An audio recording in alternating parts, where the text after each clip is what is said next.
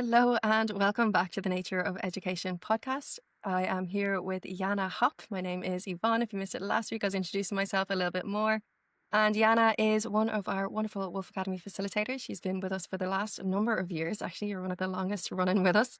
And Jana is a Moon Manoff facilitator. She is a beautiful artist. She works with self-inquiry. And I might actually let you introduce yourself a little bit more, Jana, and tell us a little bit about yourself to start off with. Yeah, hi everyone. You actually kicked it off with a nice summary. And yeah, to talk about myself, it's funny when you hear someone introduce yourself and then you need to also define yourself in that sense. It's always interesting. But yeah, I think lately what's coming through is how much, like in general, I enjoy just experiencing the depth of life and experiencing that through creativity, Celtic wisdom, and celebration. And these are like the core themes for me personally and in my life.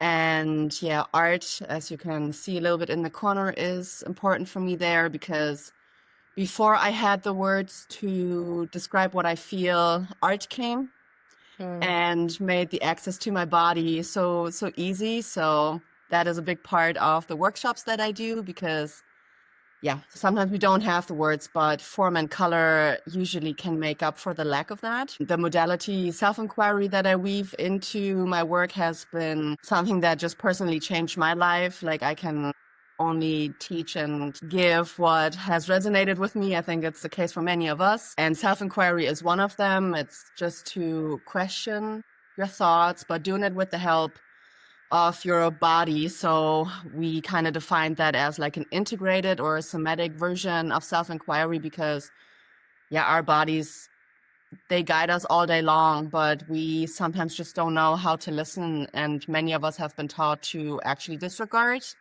the little cues. So those are the two parts. And then the women's circles that I do, like you said, I'm a Mumina facilitator, is just it's something I deeply love. It is something that like grounds me so much.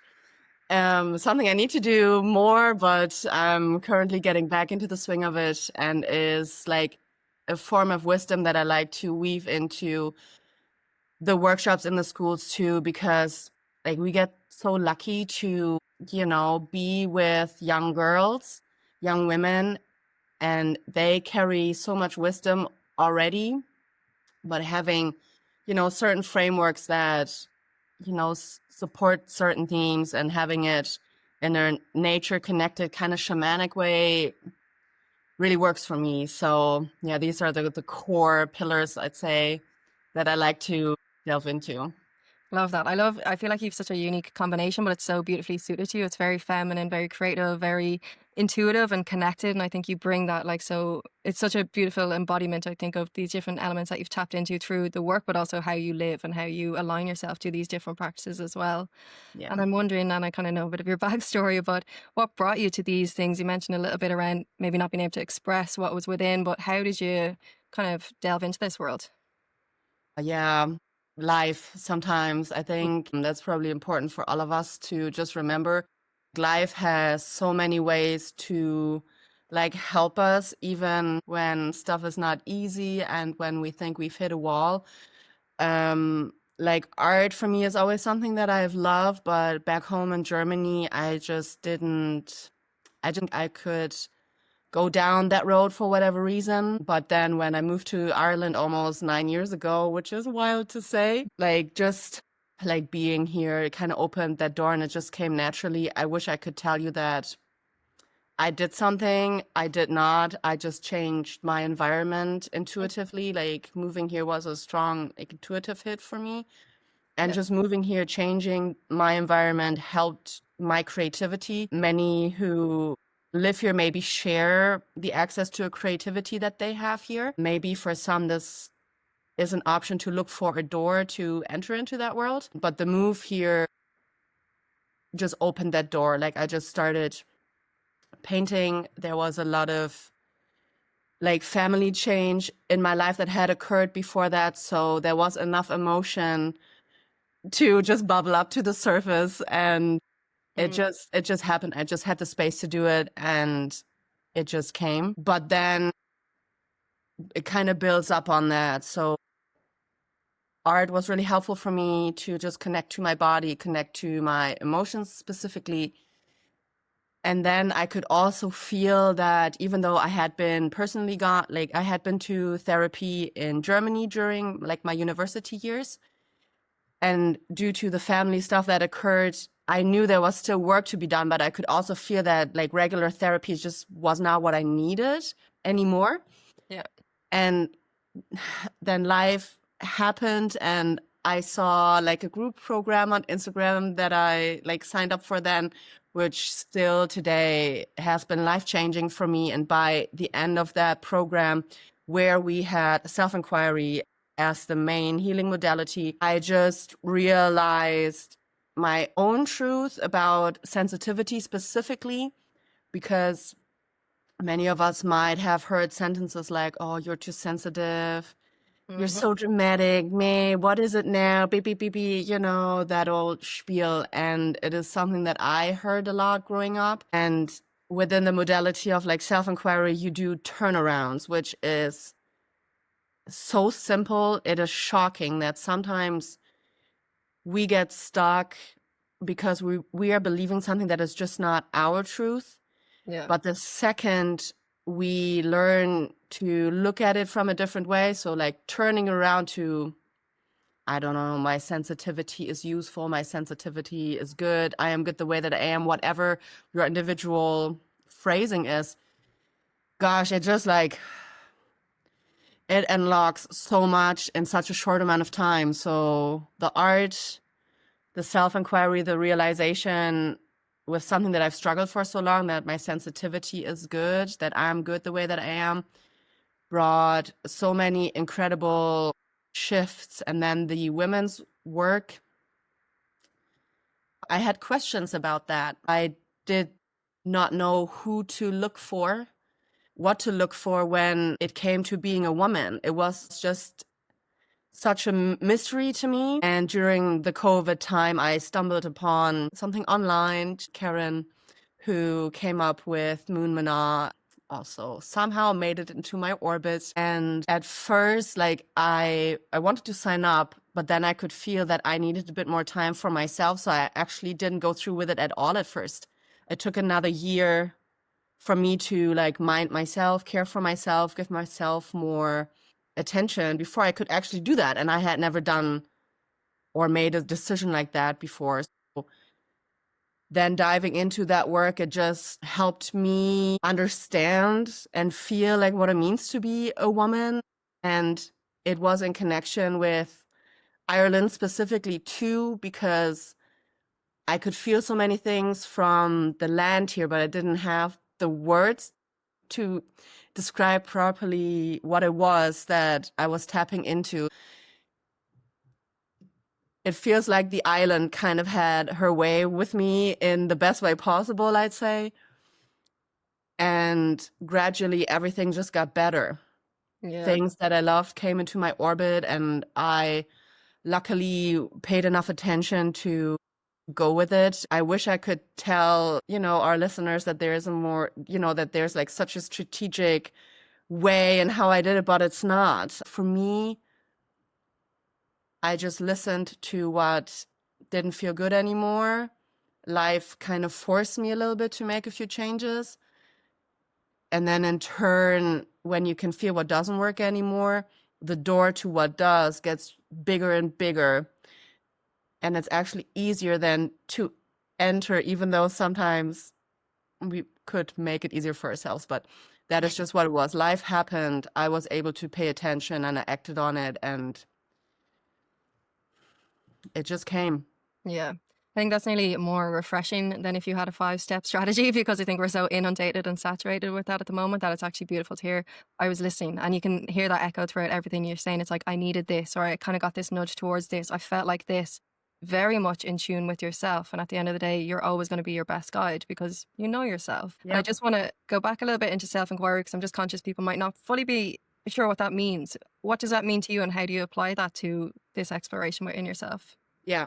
So how I learned it is like an adjusted version of what Byron Katie is teaching. So for anyone who's interested, you can look her up, her story and her technique, and familiarize yourself there if you want to. In the way that I have learned it is basically we have taken her questions. So it really starts with, is it true? So you have to imagine there's, like a thought that you have running. It could be anything from, I'm not loved, I'm too fat, I'm too sensitive, I'm not good enough, I am not welcome, I can't do this, whatever your version is that is like currently playing and alive in your body. And then it's about inviting pause into this, me like, okay, but is it true? Because many of us, we are kind of hijacked by especially the thoughts that aren't true. Like that is the crazy thing. The thoughts we believe that are not our truth, that aren't a universal truth, that have nothing to do with what is like actually within us, they turn you into a crazy person. Yeah, They do, and they do it to all of us. It is not that one person is the exception. No. Throw one untrue belief into a mass of people, everyone will go bonkers. Yeah. So just this little pause of like, wait a second. So I'm believing about myself that I'm too sensitive. But is it actually true? Is it actually true? And many of us, we don't even get to the point of questioning the thought because we're so terrified of the thought in the first place. Because what if it's true? Yeah. What does that mean about me? So the first pause of actually being like, okay, look, is this really true? 110%, like, is my sensitivity, does this make me bad? Does this make me wrong? Is this really true? That is the first thing. And that startles many people because we haven't been taught or told, to question what we're thinking. So that first cut is really important. And then in the way that I have learned it is to actually tap into the body first. So who are you? Who do you become when you believe that you're too sensitive or your sensitivity is making you wrong? Like in my body now, it doesn't even work anymore because I know it is not. So there's no strong impulse from my body anymore. But if I were to really tune it back in, I'm too sensitive and it makes me wrong. Like it just makes my body cringe. It's like my neck tenses up, my shoulders go up. There's like tension forming in the body. So you kind of know from your body's reaction, it's like, oh, okay, wait, there's some type of discrepancy between what I'm thinking, what my body knows. So you go deeper into like, okay, this is what I feel. Can I be with this for just a minute? It's just to not run away from sensation. And then who do I become when I believe that my sensitivity makes me wrong? Like for myself, for example, I can feel I leave my body. It's like I move into a parallel version of me that can't move. I don't have access to my life, and I feel like I'm a bystander to something. And you can kind of sense tension, disconnection from yourself. If you just wanted to do it logically, even if you leave the emotion out of it, tension, disconnection shows you already, okay, maybe not the best for me. Maybe this is not fully working for me. Yeah. So then going in and turning it around to, gosh, I don't know. My sensitivity is welcome. Like I'm good the way that I am. And you can see it in my face. It's like, there's Yeah, like, I could feel it. Oh, yeah. it's like a deep, oh my God, okay, I can relax. And who am I when I believe or when I know that my sensitivity is amazing? It makes me connect with life and the people around me and causes and my values and what matters to me.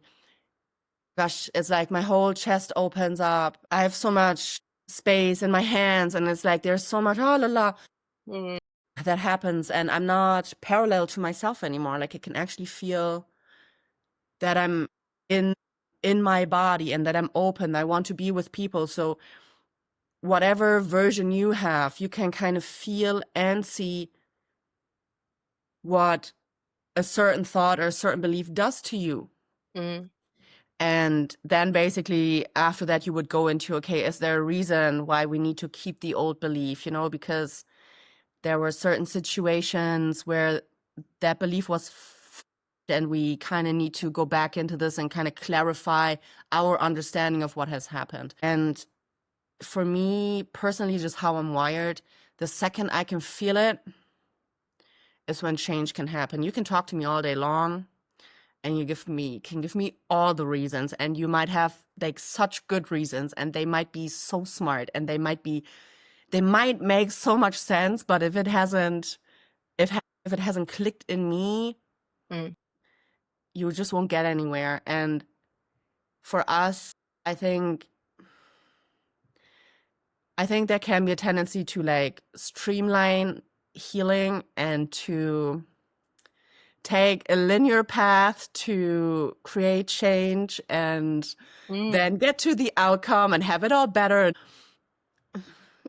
But usually how we got to where we are wasn't linear at all. It was a very tangled up, confusing, not making sense type of experience. So why do we think that we can just move out like that? No, it will be a little bit like this. And Mm. that is okay because your body also knows what truth you can handle. Like your body won't give you thoughts and beliefs that it isn't ready to address. So having this version of self-inquiry for me was like this perfect invitation to come back into my body, which the art has done for me before. But for people, especially who are in their heads a lot, this like moment of pause and going into sensation in this way is like such a gift, and it makes life so much easier. So yeah, I hope that this like insight into the modality kind of helped to get a better grasp of what it is, because I know that like integrated self-inquiry sounds like What's it? Yeah. hieroglyphs, so yeah. Such a gorgeous explanation. I think we have gotten so heady that even asking our bodies, I think, has become nearly like a foreign concept. It's like, no, I need to do this, or this podcast said I should do that, or I read this book about this. It's like, yeah, but what do you need? What do you want? What is your inner voice screaming out for? And I think we do tend to bypass it as the incredible compass that it is. Like, it has all the answers and it's ready to give them. But I think we often don't slow down long enough to listen and to give it the opportunity to guide us and give us all of that wisdom that it really has. And it's always available, but it's just like, will we allow ourselves to access it? I think is the key thing. Yeah. And it's also like from what I see in the schools, like, oh gosh, I can see, and I think we can see, in Wolf Academy, we can already see how much change is there when it comes to like teaching them about emotions and creating like a new language Mm. for them to use. And it blows my mind because who knows where I would be if that had been my baseline. And also they know so much too. Like it sometimes I'm just baffled like with all the wisdom that they have already, and I feel like, gosh, yeah, who knows? Who knows who's learning more from whom and Yeah. where I want to go with this. Off in the way, yeah. But yeah, they know a lot. And for us to just like maybe bring like tiny nudges to just support what they know and like have like an example of what that can turn into. Mm. Um, yeah, it's quite interesting to see, but I don't know where I went with this. I had a different thought in the beginning and then it took a turn. That'll happen. Yeah, even just on that with the schools, like this is something you're bringing into school. And you mentioned there, like if you had that in school, things would probably have been quite different. What is it that attracted you towards going into the schools, or what brought you into this space, into Wolf Academy? Yeah, it's like honestly, like just the values from Wolf Academy, like just resonated so strongly with me. And it, again, the internet apparently seems to bring ashore the things that I need. I don't know. I just saw like what Cormac and back then Daryl were doing, and it just resonated so much with me. And it was at a time where I had just had this big realization with the integrated self-inquiry, and I could just feel how much it helped me. Mm, And it was also a time where I had just seen how much Ireland had supported me, like just in how the culture is, how the people are, how I have been and am still treated here. And I just had this strong urge to give back. And I just thought I had something to offer because I could just feel it so strongly with me. It's like, gosh, if there are other children and teenagers and people who question their goodness, who question their sensitivity, oh my gosh, like I want to tell them that they can relax, that they are good the way that they are. And it was just so close to my own heart. And mm, yeah, I just felt like this was like the perfect way for me to give back. That was the original intention. It was just, I just wanted to give back to the people and the land that have just provided so much to me in the mm. past. So Yeah. yeah. That. It's interesting as you're speaking, I'm kind of referencing a little bit to the spiral of well-being that we have of connecting to self, connecting to others, connecting to the earth and something bigger. Nearly, it sounds like on your journey, it's like connecting to like the surroundings, like the earth, Ireland really helped you to connect to yourself. And then through that connection to yourself, you're moving now, connecting more with others and sharing your gifts. Like it all works interconnectedly. But I'm wondering, yeah, how do you feel Ireland supported you, or what is it about that that really helped you to land? I get chills with that question. It's like it is not something that I ask for, this connection, and like Mm, I've had and I still kind of battle, I think, like cultural imposter syndrome a little bit with this. But it was like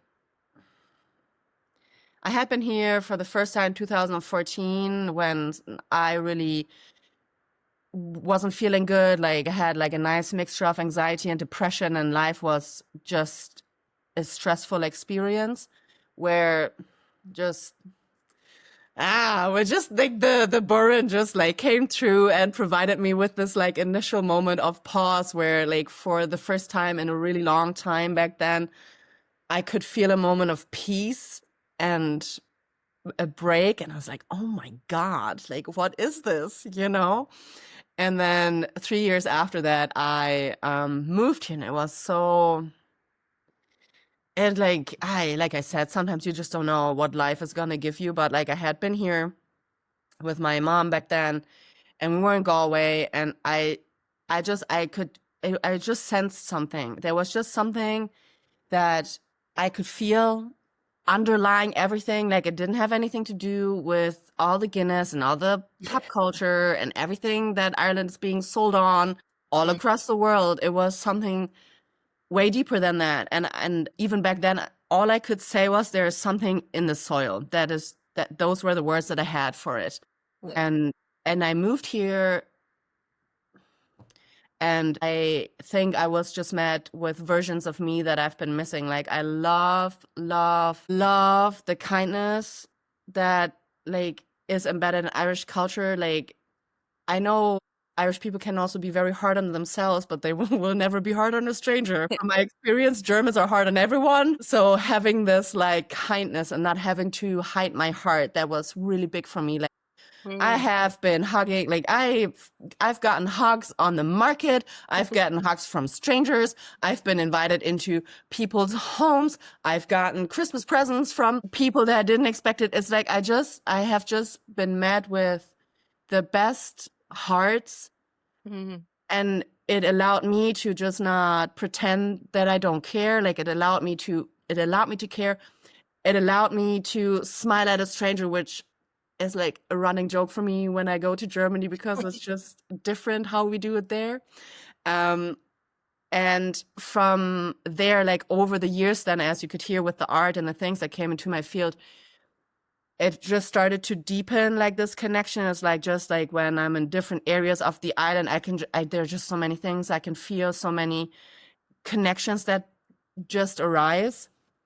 And then with like the women's work and diving more into Celtic mythology, it kind of like made more and more sense, like what I'm feeling here. And then I had like this full circle moment like 2 years ago when I learned like what Eru means, like fat land, abundant land. And it just like really hit me like a brick. Like it was just a full body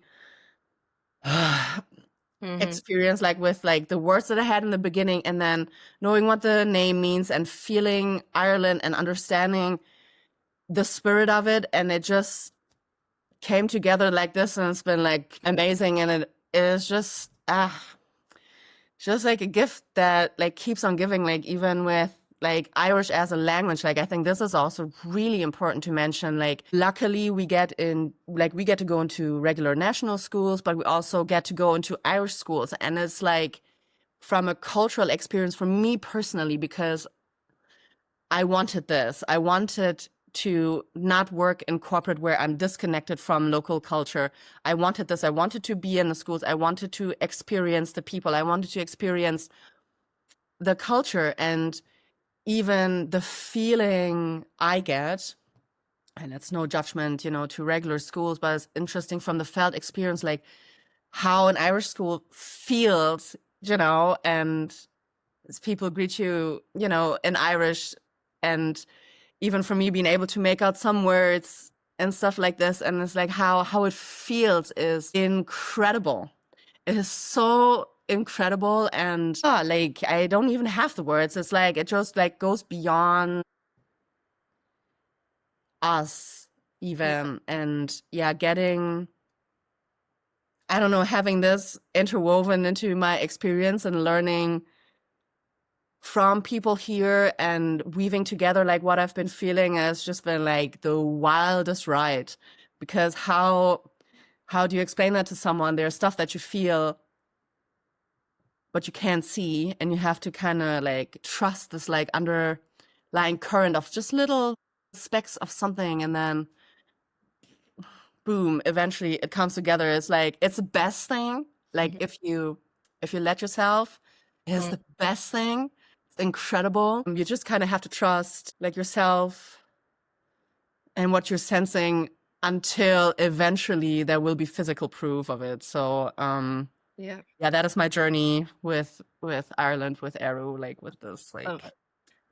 Yeah, it's so powerful. I remember you giving a bit of that when we were at, it was Queen Maeve's cairn that we went up to on that training before, and you were speaking about that connection. I just remember feeling it in my own heart as well. Like you've mentioned heart a few times as well.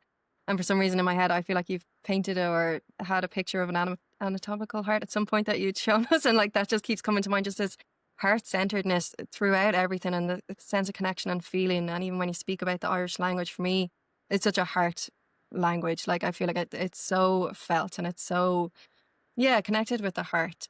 Have you always been that connected with your heart? Has that guided you along the way, or I wonder. the funny thing is with that, no, there has been like a long period of time in my life where like I chose numbness as a mechanism to cope and numbed out like my feelings. To put that into perspective, maybe some people can find themselves in it, and I'm not able to do that anymore. Like now I won't be able to read a thriller. I find it very difficult now to watch like soldiers returning home. Yeah. For some reason, that is something that really gets me and like gets the tears flowing. Mm, But like over 10 years ago, 15 years ago, with like these extremes of either something really good or something really bad, those were the only times when I felt an ounce, yeah. because I was so busy with numbing out with smoking cigarettes. That was kind of the mechanism that I like chose for myself to kind of numb and suppress. I was very actively busy with making sure I don't feel anything, Mm, because I just didn't know how to deal with what I felt, what I picked up.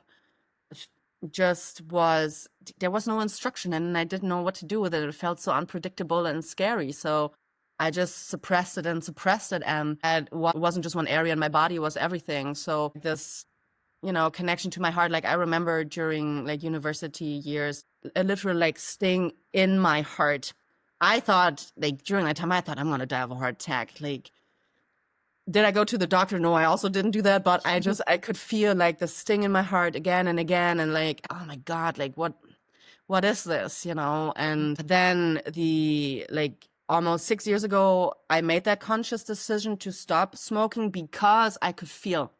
I could feel that when I wanted to cry and I lit a cigarette, that it just blocked that whole process of like cleansing, letting go, releasing.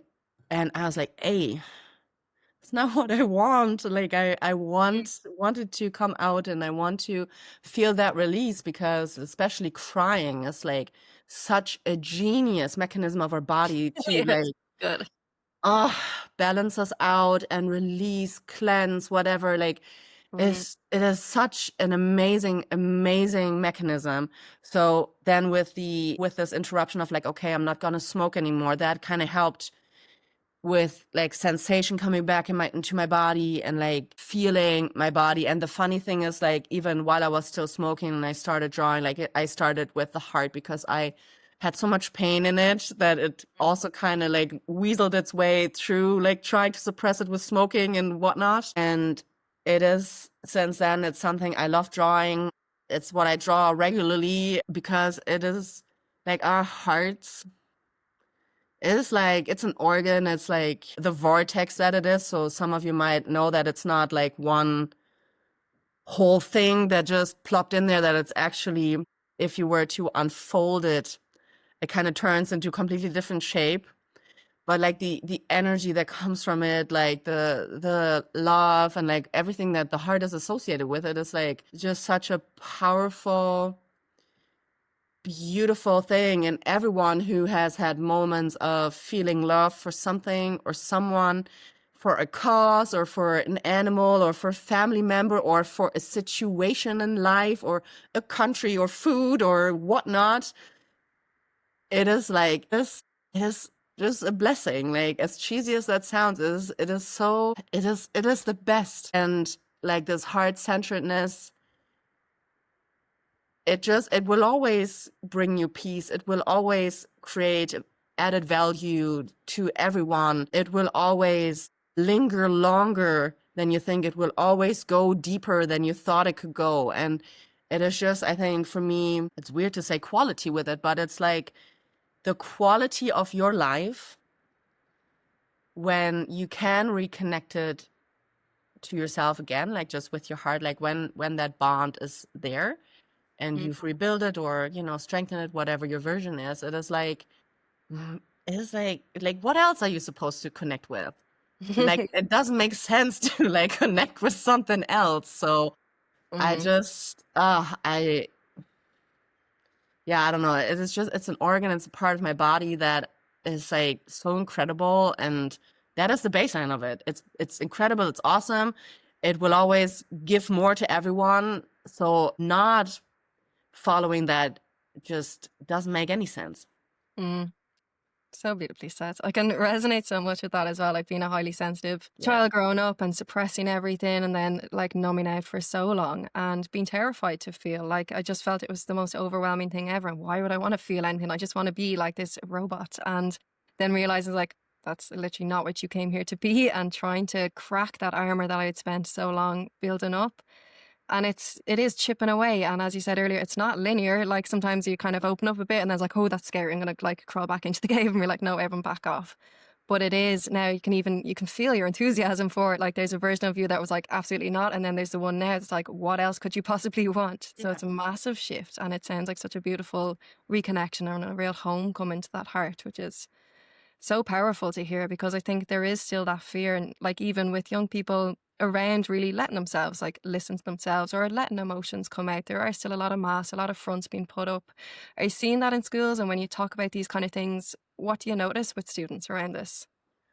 Oh gosh, Mhm. yeah, that is a whole range. There's a whole range of humanness Mm, that is present, because armors, like, that is like the perfect word that you chose, like we build it up, for self-protection. And like I said, with the meaning that we create and with certain experiences that we've had, it is so understandable that this is the response that we give for ourselves. And it is like I broke down mine too, and now I walk through the world like a squishy mush and have to be so careful with like what I take in and mm, whatnot.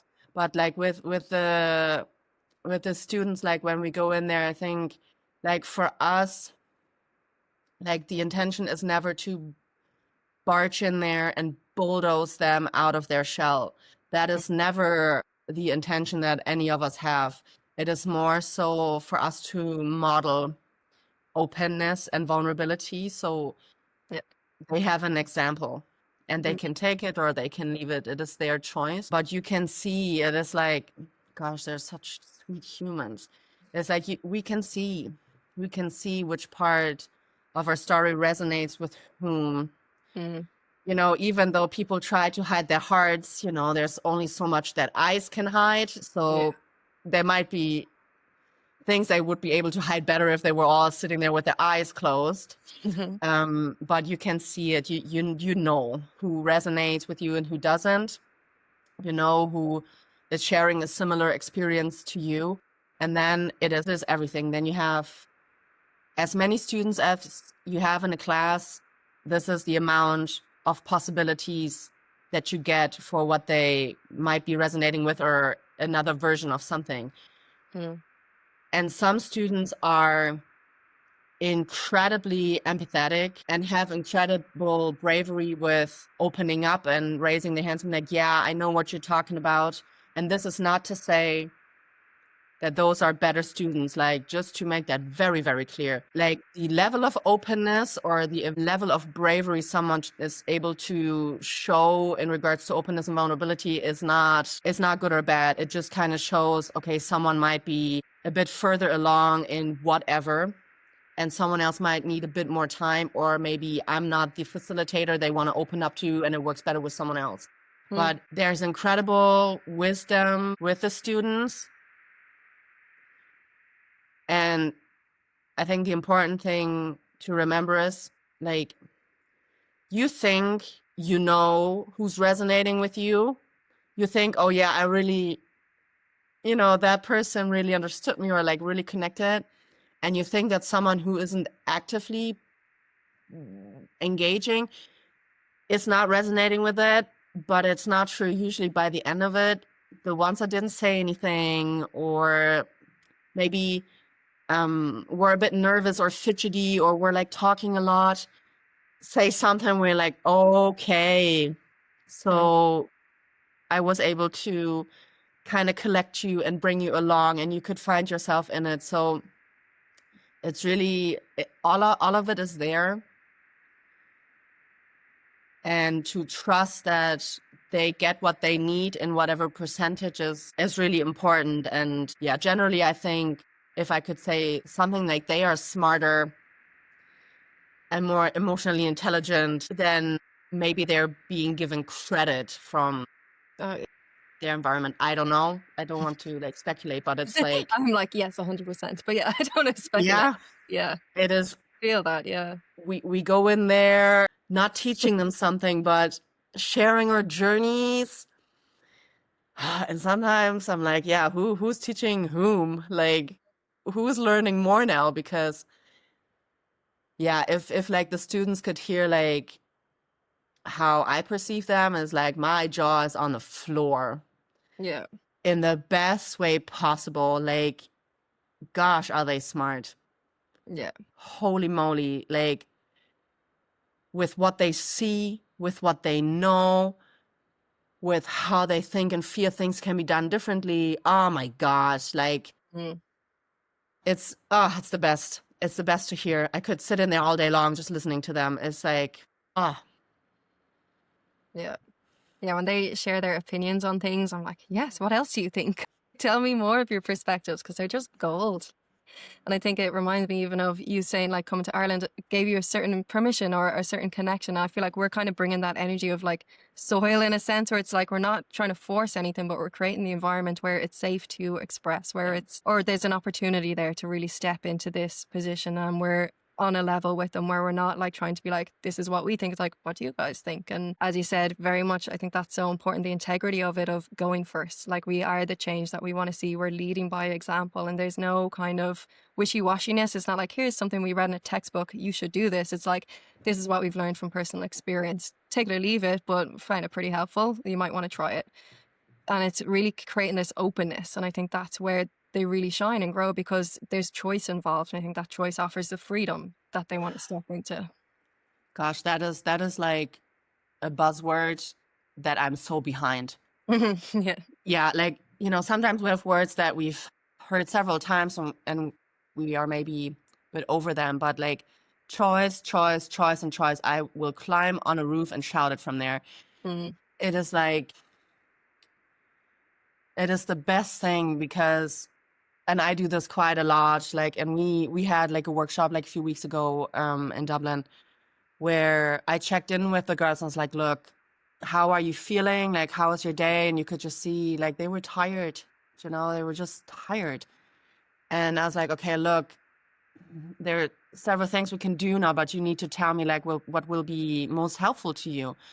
And I suggested by the end, okay, like, do you want to dance? Like, should we put on some music and just dance? And like, they were so happy to. I didn't expect that because I would have also understood if they had been like, look, I really loved like the visualization that we did because we got to chill and I really needed that.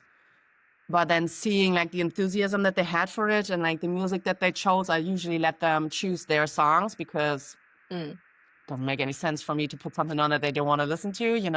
Yeah. But I love that. It like usually there's like, I haven't had a group that didn't come up with songs or didn't pick up on this offer of like, oh my gosh, like, yes, we can move and we can move together and we can do it with music that we love. And it is like, for me too, like, I still have to like shout out, like the school in Trim because the girls introduced me to Pink Pony Club and I still love it. And it has like made like an impact on me. Yeah. So giving them the chance to choose is like the best option for us to be invited into their world and getting an understanding of like where they're at and being lucky enough to observe how things are happening there. So yeah, choice all day long Yeah. in the like holds up a workshop or like a mentoring circle 110%. Like, Yeah, I love how you resonate with that word as well. I remember sitting in a group therapy session and we were talking about choice, just that word for this whole session. And I remember it like hit me in the heart of like, oh God, I love this word. Like I didn't realize I yeah. had a choice because I felt so imprisoned by my own, like I said, beliefs and things for so long that I was like, I'm so limited. I didn't realize I had a voice. I had opportunities. There was other alternatives and ways of being. It's like, you do have a choice, which is huge. I think especially for women, and obviously if there are men listening to this and you share a different perspective, feel free to let us know. But just because I'm a woman, from my perspective, like choice, yeah, like knowing that we have one is huge. It's a huge realization. And like my deepest desire is that like for the young girls now, I hope that they know way sooner than I did that they have a choice. And it can be as simple, it's probably the most important one, as simple as saying no, that you're allowed to say no, that you don't have to stay in situations you don't want to be in. You don't have to do things intimately that you don't feel ready for. This choice of, I think, especially leaving situations and environments that aren't good for you, I think that is probably a big one. And then also getting to choose the things that do work for you, that you do get to go where you feel good or where you feel invited or wanted or whatnot. So, and even for our bodies, like I'm assuming it is a lot different now in schools, but even the choice of like, you know what, you can go to the bathroom whenever you want. Mm. I'm not gonna, like, I will not forbid you to follow your bodily function. Like the most basic ones, yeah. Yeah, as simple as this, to know like you do this, or even when they are tired, for me not to be in a workshop, be like, no, like I'm gonna push through here because that is what I thought at the beginning is a smart thing to do. No, like having that openness with them and being like, okay, how can I create and give them as much freedom as I can in the space that I'm holding? And yeah, it's like, yeah, I wish I would have had this, so I really Yeah. hope that they are way further ahead than we have been at their age. Yeah, I think you can see it in them when they do speak about things like this. As you say, their wisdom really comes to the fore. And like that, when we've spoken about things like consent, and so through some of the exercises we do, and they're like, it feels way better to tell my truth. It feels way better to speak up for myself. Like, it feels good to say no. Like, oh my God, yes. And to just be able to practice and walk through those things. I like that, the end of that one in Dublin with the girls I was speaking to, we were talking about like, what kind of woman are you choosing to be? It's like, I am choosing to be blah. And just to hear them saying it, I was like, yes, like it's so powerful. It's really putting them in the position of, I have a choice here and I'm taking charge of my life and my experience and of who I'm showing up as. And that can change. And I think even from us going in, and you might have an idea of how your workshop's going to go. And like that, you get into the room, it's like, that's not what these people need. And it's like, we need to be open to adaptation and to shifting with the energy as well. And I think that takes a certain letting go and not trying to hold on too tight to different things as well, that I think we've learned over the years through different practices with the workshops and the circles and how things have evolved. So even kind of on that, like what have you noticed shifting and changing, and even what would you like to see continuing to happen in Wolf Academy or changing? I Big questions. Yeah, no, it's honestly just I have a lot of trust in like Cormac's embodiment of what his vision is. Mm, There's literally like, and it's not in a bad way, there's nothing for me to suggest because like he's so tapped into his vision and like how it has unfolded, and the work that he does on himself to allow like this vision to flourish and grow and turn into whatever it wants to be. Because yeah, with this work, it is new. It is a different approach to old structures. So from the logical mind, there's only so much that we can imagine with from what we've known. So it really comes down to, trusting the unknown and trusting the unseen. And from what I've seen, Cormac allows himself to do that, even though it's not always easy to create leadership from sometimes just little nudges. But it's like it also creates opportunities or options that are way bigger or better or more helpful or better suited than we could have ever come up with in a logical kind of sense. mm. So I'm just excited to see like what else comes up because Yeah. it's like a freaking surprise box, you never know what wants to pop out of there. So I think, not just I think, I know, like if Cormac, as leader of the ship is just staying his course and with whatever waves and winds, the ship is being guided, will arrive. It's gonna do its thing in the best way possible. So Yeah, I love that. Yeah, and even just to kind of bring it to a little bit of a close, just one other thing I wanted to reflect on is one of the changes over this year, even it was doing the educator training that we did and going kind of from the leader approach as opposed to like also working with students, but coming from the top as well. What was your experience of that, or what did you take away from that training? wow, yeah, gosh, that was like a completely 180 because it's different from the bottom up than to do it from the top down. Mm, And it kind of, I think it actually just kind of shows you have to do it from both sides. You'll meet in the middle eventually, but I think one thing it shows like the discrepancy with how far along the students are, just like age-wise, generation-wise, and with this also, certain tasks that certain generations have. And it's like kind of bridging that gap because there is one and seeing, okay, what leaders out there are connected to a version of change that is beneficial to the system and who, yeah, has the openness and the courage and the bravery to like step into this. And like seeing the teachers that we got to work with, I was like, they such dedicated people, so mm, devoted to their jobs, to their purpose in that way. And it gives me chills because I think just from my own experience as a kid, I don't know if I experienced too many teachers with a connection to a version of idealism and being so in their jobs. I don't know, like I've had really good teachers, as I had really weird ones, but it was a privilege to get like such an intimate look into what they deal with and how much their hearts are in it. And having both sides, like working with the leaders who are open to it and then being an option to the students in the school, I think is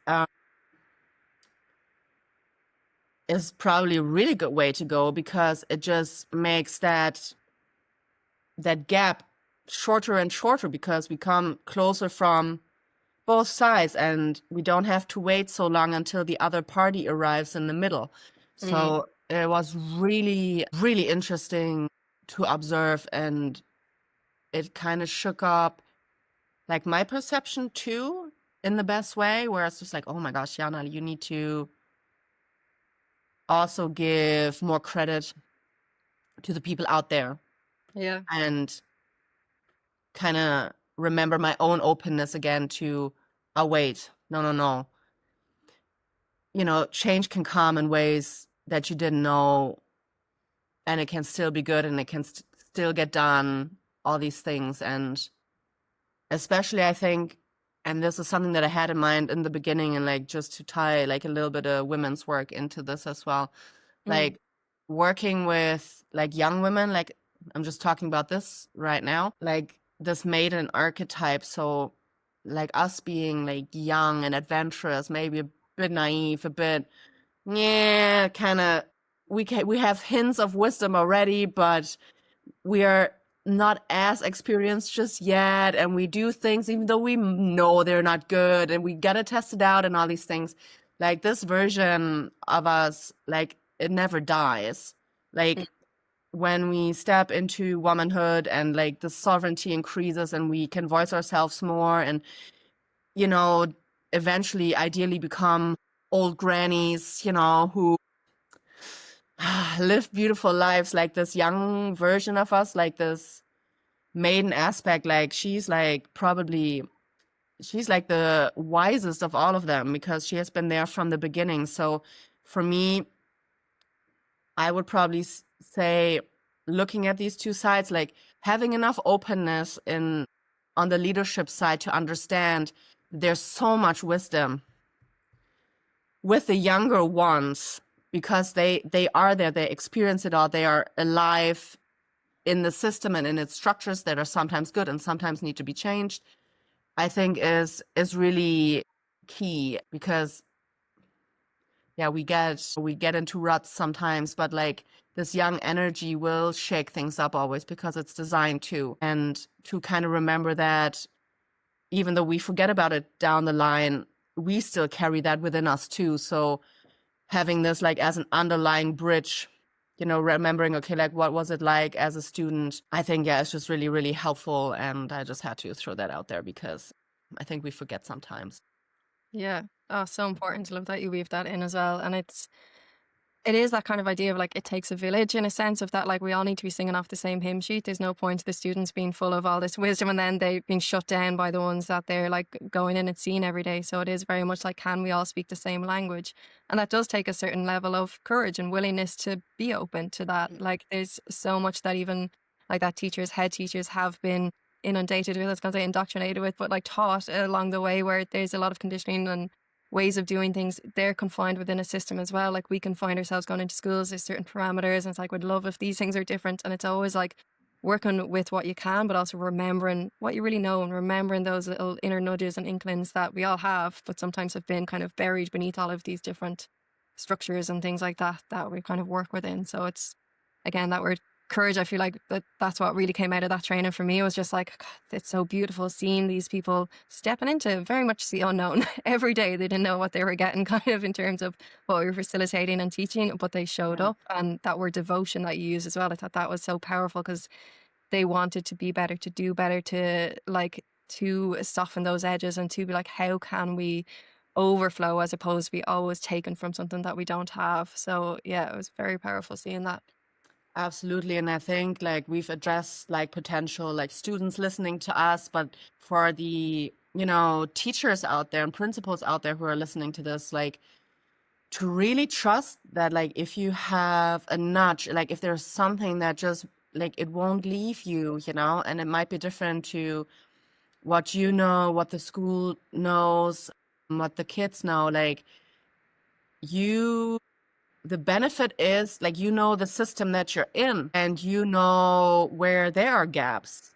Like Yeah. you are in the best position to, yeah, like invite change that is necessary. And I think like for all of us, like we know that it's not always easy to kick off something new or to do it differently than what maybe the rest of the group does. But this is just like the invitation, like if you feel drawn to like join the next educator training, to like reach out to us and to know that like your ideas, it is possible. Like it is so possible, and you have the best position to actively mold change and bring in something better, because you're right at the center of it and you are needed. This is like really important. I think sometimes it can get lost in like the day to day and the exams and creating like preparing lessons, creating material, whatnot, and then dealing with, introduction of technology and what do we do with iPads and how do I manage the parents and how do I handle the aspects, that go beyond just the plain teaching, like you are a human too. Like you have the role of a teacher, but you can only act this out because you're alive and you have a personality and you have a heart. So just having this like reminder, if this like resonates with you and you'd like to be held in a different space and come back to your school refreshed and with optimism and like the sense of like possibility, like this is such an amazing opportunity to do that. I love that. Yeah, thanks so much for sharing that. And it's one of the words that Sonia, one of the participants, uses, like she feels human again. And I was like, yes, that's what it's about. It's really coming back to that humanness and to hearing yourself again. I think you're the living example of listening to those inner nudges and following those instincts, because we all have this wisdom within us, but it's like, are you trusting it and having, again, that empowered choice to be like, I'm going to do something with this. I'm going to act on this, because Yeah. leaders go first. And you are in a position of leadership when you're in the schools in this space. So Yeah. thank you so much for sharing your beautiful perspectives. It's been such a pleasure getting to chat to you. Is there anything else you feel like you'd like to share to feel more complete, or? One tiny thing, Mm-hmm. just tying into the nudges that we just spoke about. Mm, You don't have to go all the way immediately. mm, That's the biggest one.